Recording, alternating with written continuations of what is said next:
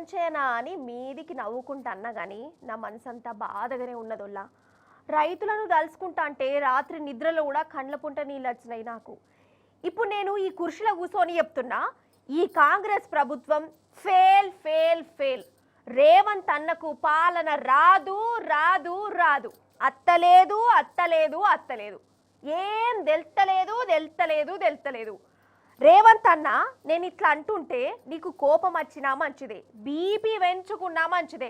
ఉన్నమాట చెప్పాలి నీకు, ఉన్నది ఉన్నట్టు చెప్తా. నేను నిజం చెప్పినందుకు కేసులు పెట్టుకుంటావా, కోపానికి అత్తవా నీ ఇష్టము.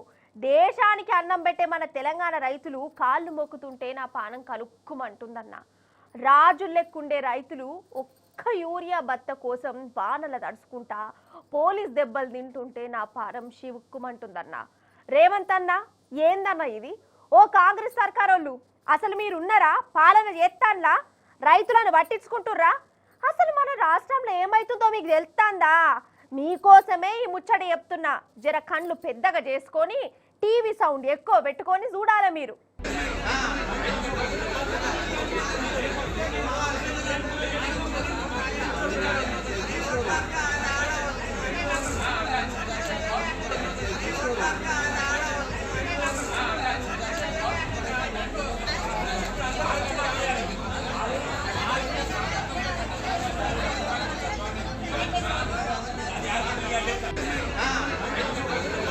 ఇగో ఇది ఇప్పుడు మన తెలంగాణ రైతుల పరిస్థితి.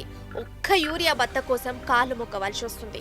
మొగోళ్ళు ఆడోళ్ళని లేదు, ఏ సెంటర్ కాడికి పో పోలీసులు కాళ్ళు పట్టుకుంటారు.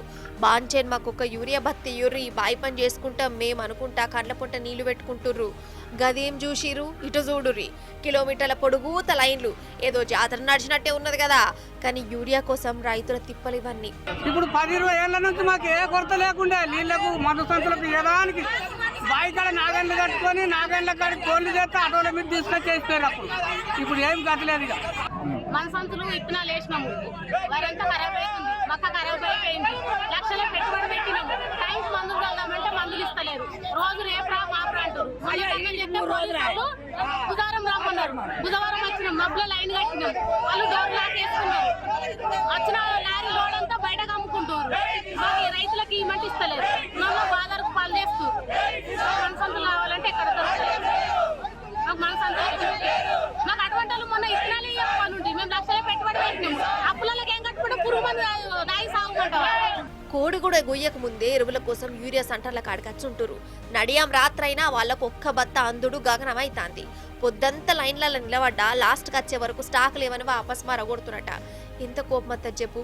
కడుపు మార్చుకొని ఇంటి నిడిచిపెట్టి పని బంధు పెట్టుకొని యూరియా కోసం వస్తే బత్తాలు లేవనంటే ఏందన్నట్టు.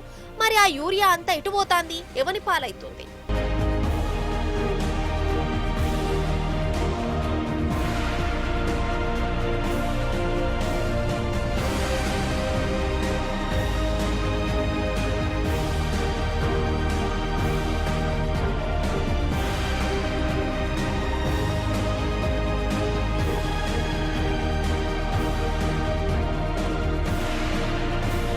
పాస్బుక్కు ఎంత ఇస్తారో అంతే ఇవ్వండి. కాదంటే విలేజ్లకు ఒక లారీ పంపించండి. ఇస్తే ఇట్లాంటి రైతులకు ఇబ్బంది ఉండదు. ఇలా షుగర్ పేషెంట్లు ఉన్నారు, అల్సర్ పేషెంట్లు ఉన్నారు, కొందరు శాతగాని వాళ్ళు ఉన్నారు. చాలా అవస్థ అవుతుంది సార్. ఇంతవరకు ఇలా భోజనం చేసిన వాళ్ళు లేరు. 10 గంటల నుంచి వచ్చినాము, స్టాక్ ఇక్కడ ఉందని చెప్పి లేదు. 10 గంటల నుంచి అయినాము. ఎకరానికి ఒక బస్తా అడిగినా కూడా ప్రస్తుతం గోదాంలో స్టాక్ ఉండి కూడా మాకు స్టాక్ ఇవ్వడం లేదు. వ్యవసాయ అధికారులు కూడా సహకరిస్తలేరు, డీలర్లకు సహకరిస్తారు. పోయిన ప్రభుత్వంలో మాకు ఇలాంటి ఇబ్బంది లేదు. ఈ ప్రభుత్వంలో వచ్చేసరికి ఇదే జరుగుతుంది. 6 గంటలకు వచ్చినాము, లైన్లు కడితే కాళ్ళు గుంజా, తిండి లేదు, ఛాయ లేదు. రైతులు ఇబ్బంది బాగా పడతారు. ఓడు కొట్టుక సత్తురుడా కేసీఆర్ ఉన్నప్పుడు ఈ ఇబ్బంది లేదు. ఈ రాజకీయం వచ్చినప్పుడు ఇంత ఇబ్బంది. లైన్లు కట్టడు, కొట్టుకోడు, తన్నుకోడు, గుద్దుకోడు. ఎందుకు సార్ ఈ వ్యవస్థ మాకు? పొద్దున నేను 6 గంటలకు 6:30కు వచ్చిన. 6:30కు వస్తే కూడా మేము ఎప్పుడు పొద్దున నుంచి లైన్ కట్టినాం. తిండి లేదు, తికానం లేదు, ఏది లేదు, ఛాయ్ కూడా తాగలేదు, ఏం తాగలేదు. 7 గంటలకు వచ్చినాం. 7 గంటల నుంచి వచ్చినాం. ఇప్పుడు టీఆర్ఎస్ ప్రభుత్వం ఉన్నప్పుడు అయితే ఏనాడు కూడా ఇంత పబ్లిక్ రిస్క్ తీసుకోలేదు.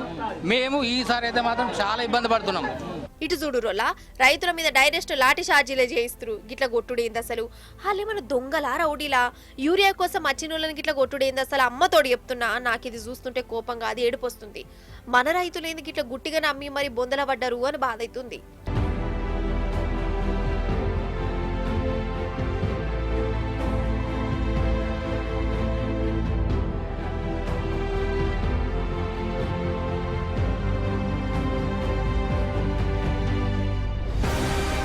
ఓ దిక్కేమో ఏ రాష్ట్రం అంతటా ఫుల్ యూరియా కరువే లేదని రేవంత్ అన్న అంటాడు. మరి లైన్ లేంది, ఈ కొట్లాటలేంది, ఈ లాఠీ ఛార్జీలేంది, కాలు పట్టుకుండేంది, అసలు వీళ్ళందరూ ఎవరు? దేనికోసం పని పాట లేక ఈ యూరియా సెంటర్లకు వచ్చిరా? రేవంత్ సారు, ఓ కాంగ్రెస్ లీడర్లు సుత్తాండ్రా సారు, మీకోసమే సారు రైతుల గోస జూడూరి సార్. జర మీరు కొంచెంలో కొంచెమన్నా బాధ అనిపించలేదా సార్ మీకు? ఢిల్లీకి బస్తాలు మోసే దాని మీద ఉన్న శ్రద్ధ, ఢిల్లీకి మూటలు మోసే దాని మీద ఉన్న శ్రద్ధ, ఎరువుల బస్తాలు తెప్పించే విషయంలో మాత్రం రేవంత్ రెడ్డి గారికి లేదు అనేది కూడా ఇవాళ తేలిపోయింది.